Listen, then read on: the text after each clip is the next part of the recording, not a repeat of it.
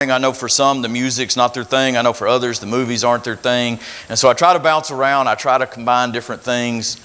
But I did get the comment at the back that those really fit. And so I'm glad that you guys saw that, because that was the intention. John chapter 19. We ended chapter 18. Jesus is on trial. He has been to Pilate. And if you put the other accounts together, it's Herod and then it's back to Pilate.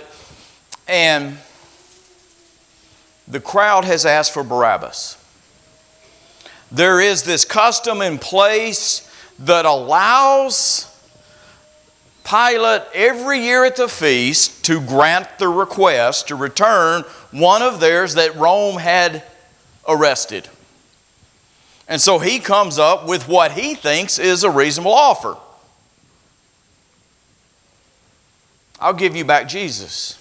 Because the other option I'm going to give you is this notorious, murderous rebel.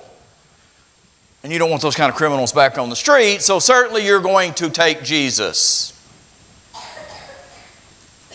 They reject the offer.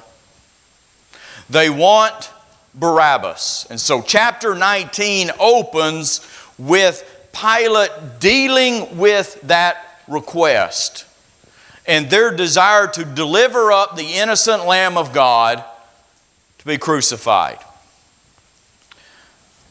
So in chapter 19, verses 1 through 5, it says, Pilate therefore took Jesus and scourged him. That's all we get.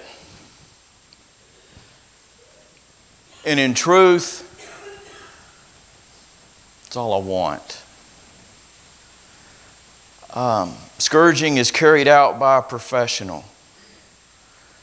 It is a Roman soldier who has been trained in the art of beating a man as close as he can to death, but then letting him live to be crucified. It's almost always the prelude to crucifixion. It wasn't required by law, but there are very few instances that we have found that it's not the prelude. John's account is the most direct after the scourging as to what's going on in the courtroom. As far as the scourging itself, Matthew and Mark mention it. Luke just says, I'll have him punished for you and then I'll return him to you. But John, the friend, the disciple whom Jesus loved, tells us that there's a lot more going on. Scourging is designed to inflict the most pain possible. It is designed to weaken the body so that crucifixion does not take as long. And it is designed to humiliate, to break a man, to tear him down to absolutely nothing. And the details, and most of us have heard them, they're not our focus, but the details of scourging are heartbreaking, they're disturbing, they're disgusting, they're gory. And I don't want that to be our focus tonight. If you have questions about it, you can come to me. There are plenty of materials that you can read to describe it. Sometimes it was called the little death. Sometimes it would lead to death. And it's beyond anything that we can imagine. We're going to take a different focus, though. Staying there in those first few verses, to scourge him, they had to strip him. As a Jew, that's humiliating. There was a certain way you dressed when you went out in public, and you were not caught in less than that. And so they have stripped him, and they have made him a crown. He's been presented to them as the King of the Jews. He has in some measure acknowledged to Pilate, yes, absolutely, I'm a king. My kingdom's not of this world, but I'm a king. And so they are out to humiliate him. And yes, there's pain involved, the thorns in the crown, and I think of maybe a locust tree or a bodark tree with the long, razor-sharp thorns. But notice, they don't hit him with it. It's not nearly as much about the physical torture as it is the humiliation. You want to be a king? Fine, we'll make you a king, but we're going to make you one that's embarrassing to you. And then they give him a robe. King has to be dressed in scarlet, dressed in purple. He has to wear the colors of royalty. And so we're going to let you play the role right here in front of all of us. And we're going to mock you and acknowledge your kingship. And so they call him a king. They're bowing down to him. They're addressing him as king as he wears his crown, as he wears his robe.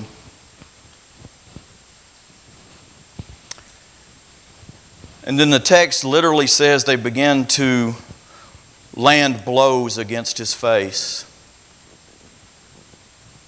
Some translations say slap. Some say to strike. The word could literally mean basically anything. It can mean to punch, to slap, to strike with an object.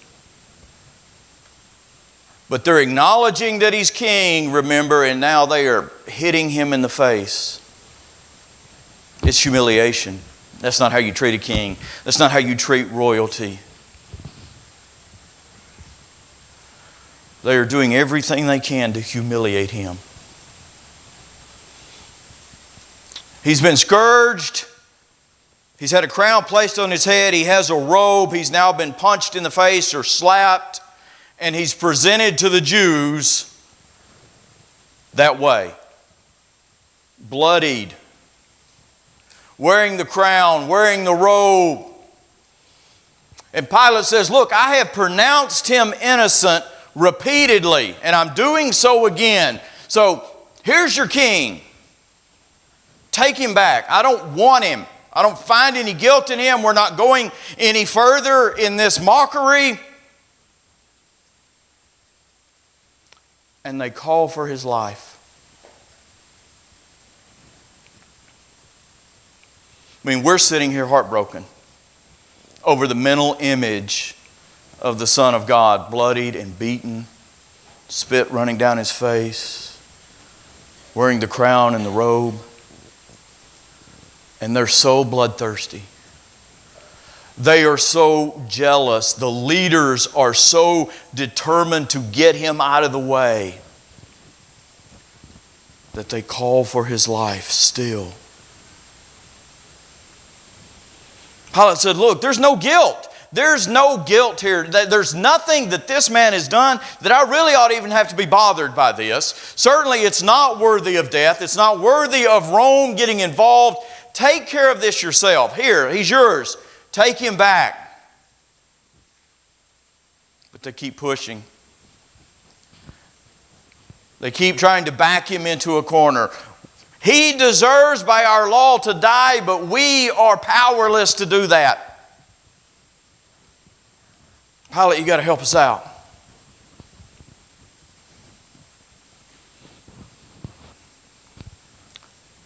Now note this. This is huge in this text. In fact, it's one of those that you highlight, you mark, you draw arrows to, you put an asterisk, you do whatever it takes. He makes himself out to be a king. He makes himself out in this text, what does it say very specifically? The Son of God. And then the very next verse says that upon hearing that statement, so you have to take that phrase, that statement, and you have to go back to the previous verse. The statement is that he claims to be the Son of God. And this is fascinating because suddenly it stuns Pilate. He's afraid. At this moment, he does not know what to do. He does not have an answer for this.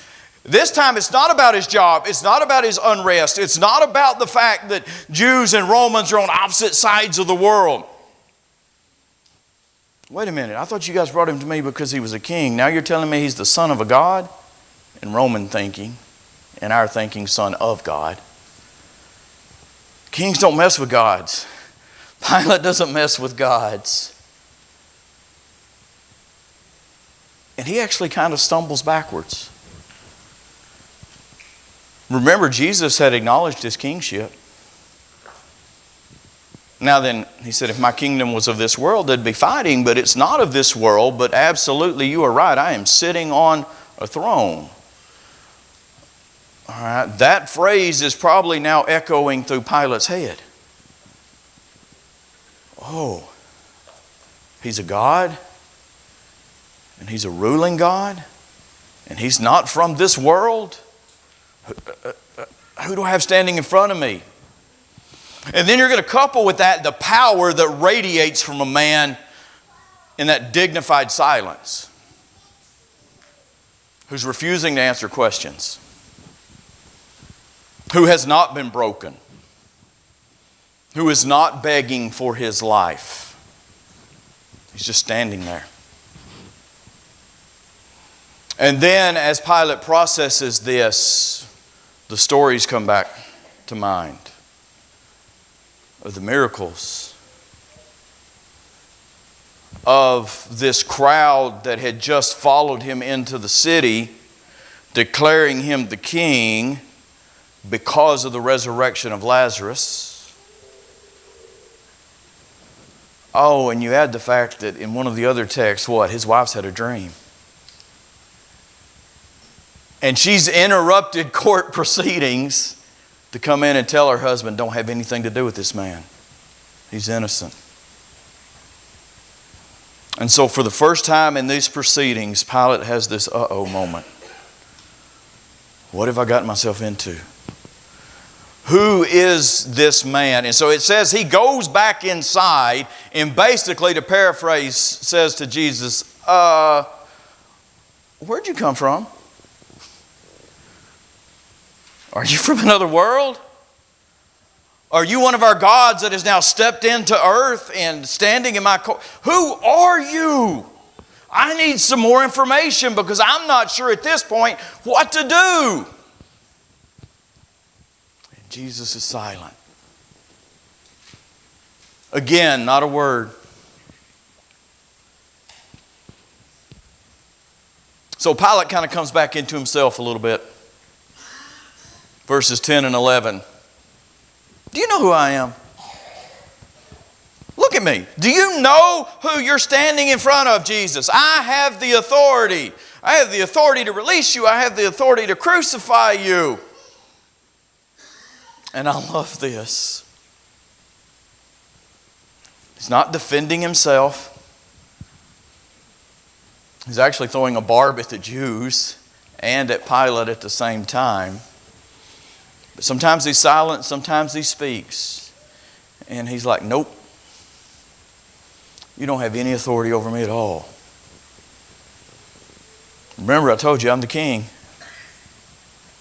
The authority you have is delegated.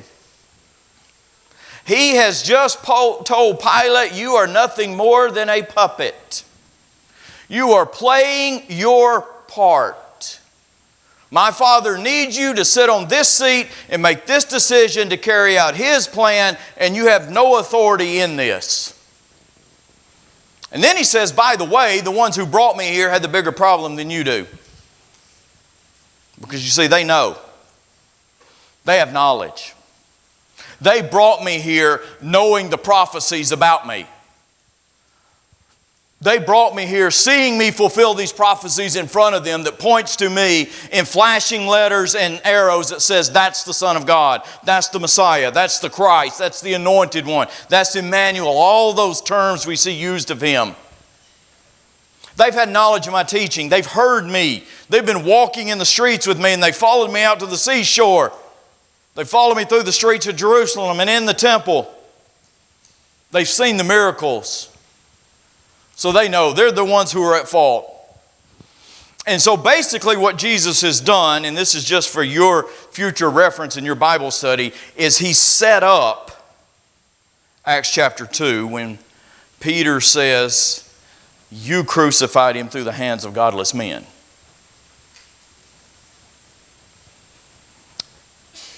So fear gets to him again. This time, in verse 12, the fear is so strong that he is trying to release him. Notice the text says not that he tried to release him. He is trying to release him. He is going through whatever scenario he can think of to get this man out of his presence. That's a God. That's a king. He said, I don't have any authority. I need him out of my sight. I do not want to be guilty of this.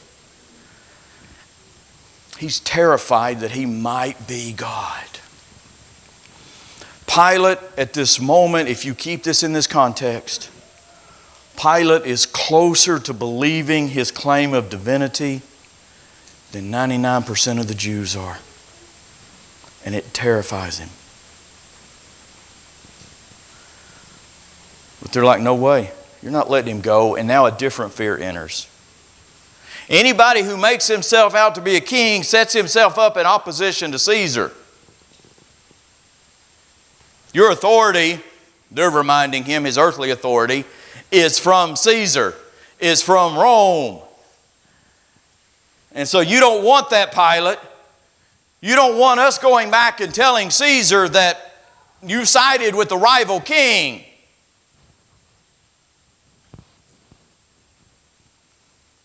And so finally in verse 13, the spineless one, and you add the other text, washes his hands of it. Fine. I give in. He's innocent, and I've told you that. I'm terrified of him. I've told you that. Just get out of here. You can have him. Whatever it takes now at this point to keep my political position. And so he takes a seat there in their presence to issue a formal decision and turns him over. But he's going to humiliate them one more time. Because he's now doing what they have backed him into a corner to do. And he doesn't have the backbone to stand up. He says, here's your king. Behold the King of the Jews. This is all you get. A humiliated, bloodied, broken man that I'm going to send to Calvary. There's your king. And maybe the most heartbreaking statement made by the Jews ever. Crucify him. And listen. We have no king but Caesar. Not only is he not our king, God's not our king. We don't recognize any of that authority anymore. We have gone so far in our apostasy that we bow to Rome. And for that reason, we want this man dead. Why? Think about that. What did we say? They delivered him up out of jealousy. If Rome is in power, they get to keep their place. If Jesus is in power, they lose their place. So their power has sided with Caesar. They don't even acknowledge God as their king. And so in verse 16, he's handed over to them. And that's where we're going to leave it for tonight. Let's make some application. Scourging, crucifixion, it is the height of human cruelty, that combination. Those two things add up to be the most painful torture and means of execution possible. It wouldn't fly in our world. We did away with public hanging. We did away with electric chairs. We had to make it just as humane as possible to put a criminal to death. Not in Rome. It was a spectacle designed to scare you to death so that you didn't follow in that man's footsteps. But here's what I want you to hear. They also add up to the most humiliating experience possible for Jesus. When you are God and your people do this to you, it's embarrassing. It's humiliating. It is heartbreaking. When you are king and you have the power to walk away, but do not, and appear not to have that power, it's humiliating. When you are God in the flesh and you have the authority to walk away. Nobody takes my life from me. I lay it down on my own accord. When you have the authority to walk away, but it looks like you don't. It's embarrassing. When the people that you came to save have you stripped, have you slapped, have you spat upon, have you crowned, mocked, it is humiliating. And he despised it. Make that connection in Hebrews chapter 12. He despised it. Therefore, since we have such a great cloud of witnesses surrounding us, that's Hebrews chapter 11, those people of faith that believed and then acted. Let's rid ourselves of every obstacle and the sin which so easily entangles us, and let us run with endurance the race that is set before us. Now catch this. Catch it as it relates to Hebrews chapter 11. Looking only at Jesus. Are they a cloud of witnesses? Yes. Are they examples in some measure? Yes. Who is the ultimate example? It is Jesus. All right, so he's being held up in Hebrews 12 as the ultimate example of what? The originator and perfecter of the faith, who for the joy set before him endured the cross, despising the shame, and sat down at the right hand of the throne of God. Why is he our example? Because even when it was humiliating, he did what the Father asked him to do. Yet for the glory before him and for our salvation, he went through it. He endured it all. He could have walked away and he chose not to. A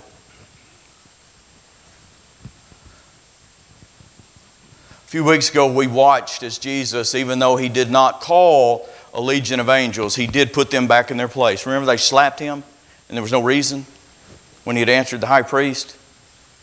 And so he responded, you know, why are you slapping me? You might want to step back just a little bit. Now, he doesn't even do that. Now he takes it. The humiliation, the shame, he accepts it. So the humility of Jesus, our Jesus trait, the meekness, it's not a word we use very often in our society. It literally means power under control. It's the idea that he has the ultimate power in this situation and he controls it and allows these things to transpire. So here's the application. Sometimes we stand our ground. Sometimes we can call upon the law to our advantage as Christians. Sometimes we choose silence.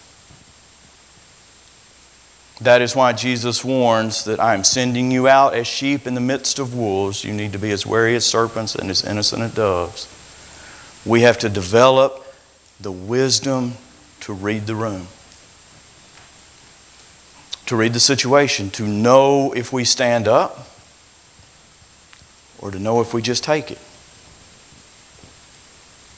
By the way, there's a whole lot more examples of that as we watch disciples and apostles drop off. Men with the power to work miracles, men with the power to raise the dead.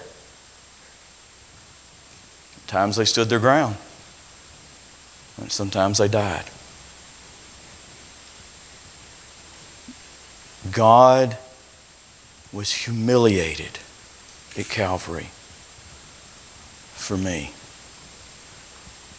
Let that light a fire in you to live for Him. no matter what, as we stand and sing.